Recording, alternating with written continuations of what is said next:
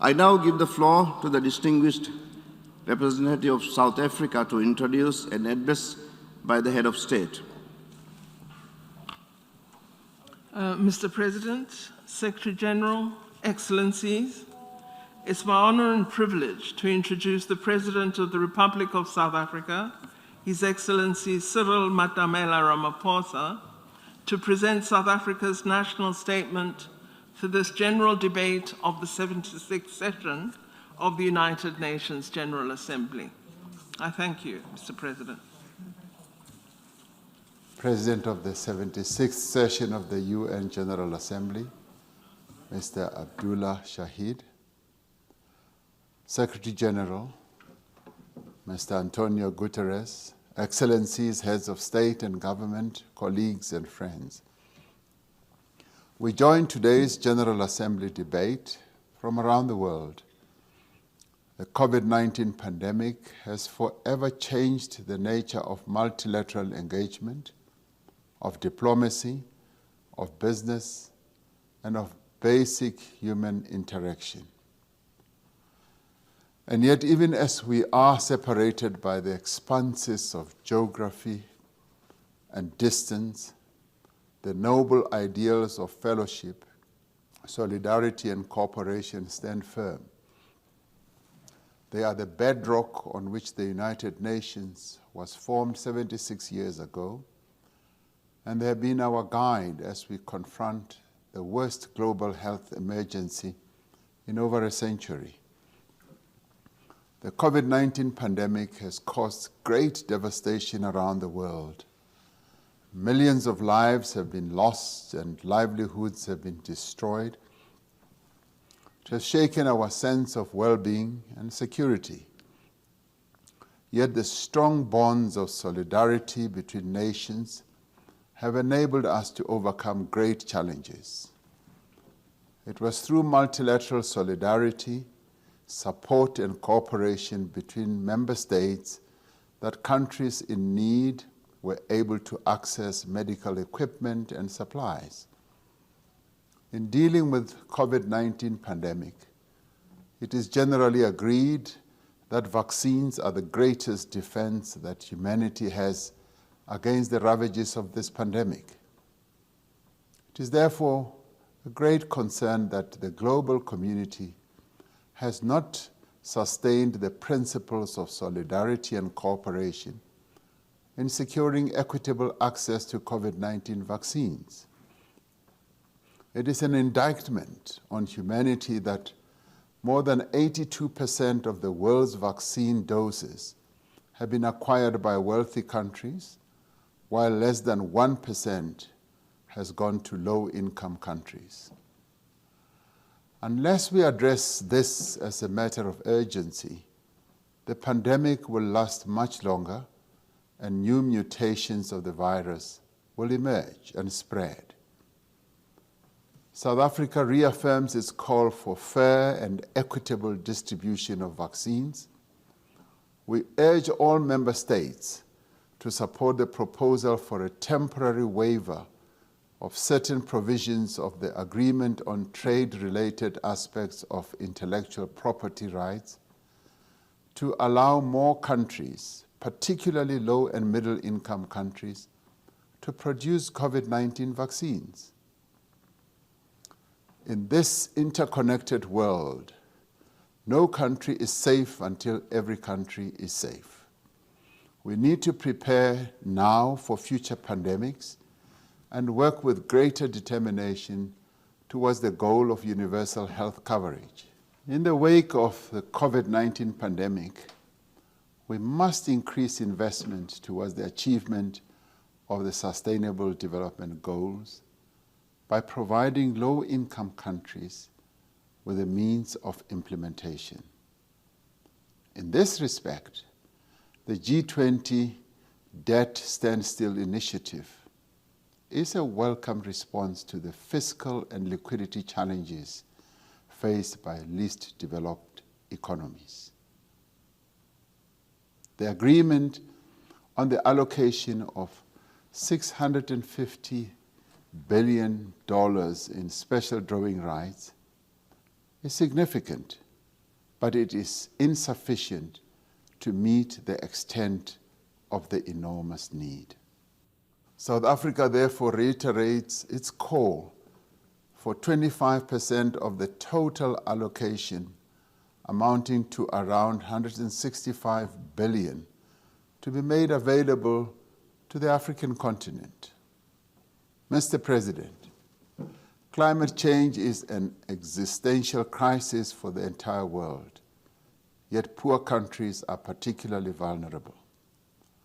Although we bear the least responsibility for causing climate change, African countries are among those that carry the greatest burden and cost.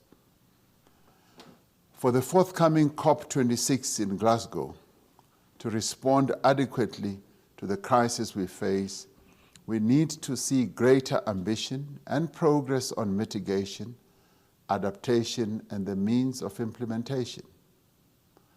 COP26 must therefore launch a formal program of work on the implementation of the global goal on adaptation.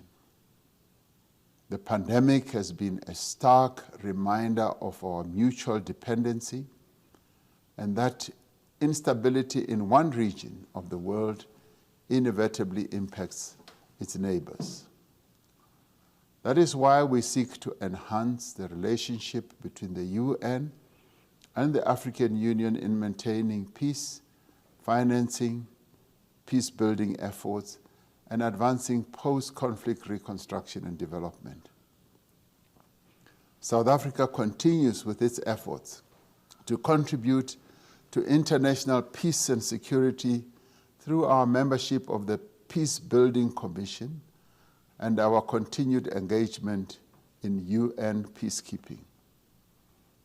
The right of the Palestinian people to self-determination has been raised in this assembly for almost as long as this body has been in existence.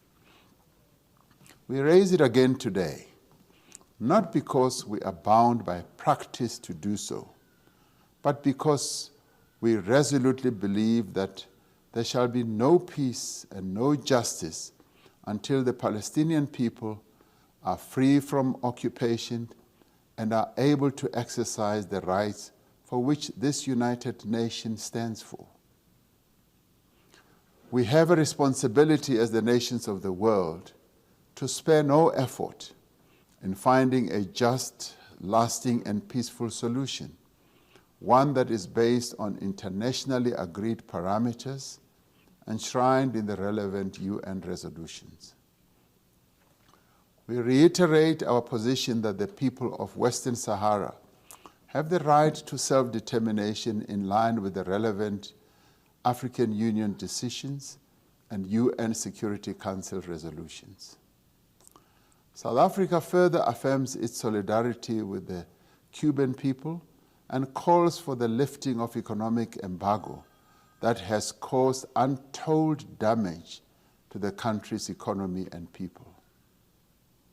Mr. President, this year marks 12 years since the start of the intergovernmental negotiations process and 16 years since the World Summit of 2005, where world leaders unanimously agreed on early reform of the Security Council. We have not honored this undertaking. South Africa reiterates its call for urgent reform and for a move to text-based negotiations through which an agreement can ultimately be reached. We must address the underrepresentation of the African continent in the UN system and ensure that the voice of the African continent, wherein 1.3 billion people reside, and the global South in general is strengthened in the multilateral system. Concurrent with achieving equitable geographical representation in the UN, we must also address the question of gender parity. Yesterday, we marked the 20th anniversary of the adoption of the Durban Declaration and Programme of Action at the World Conference Against Racism that was held in South Africa. This remains the international community's blueprint for action to fight racism and other forms of intolerance. We are bound by a common responsibility to fight both the legacy of past racism and the manifestation of racism in the present. Racism, like sexism, like xenophobia, like homophobia, demeans all of us. It undermines our humanity and stifles our efforts to build a world that is rooted in tolerance, in respect, and in human rights. We must use this anniversary to renew our commitment to combating racism, racial discrimination, xenophobia, and related intolerances wherever they are found. Mr. President, the challenges we face are immense. We have to drive the global economic recovery. We have to implement the 2030 Agenda for Sustainable Development. We have to advance gender equality and the empowerment of women. We have to address climate change, maintain peace and security, and protect society's most marginalized. Above all, we must close the wounds of poverty, inequality, and underdevelopment that are preventing societies from realizing their full potential. This can only be done within the framework of a revitalized and reformed multilateral system with a strong and capable United Nations at its center. At this defining moment, this General Assembly of the nations of the world is once again called upon to inspire, to guide, and to lead. The United Nations stands as a beacon of hope for all who dream of a better world.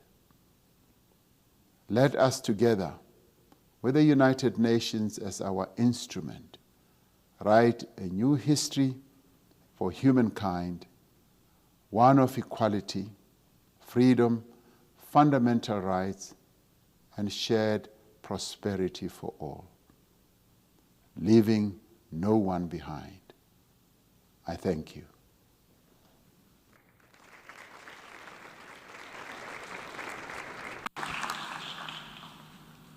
On behalf of the General Assembly, I wish to thank the President of the Republic of South Africa for the statement just made.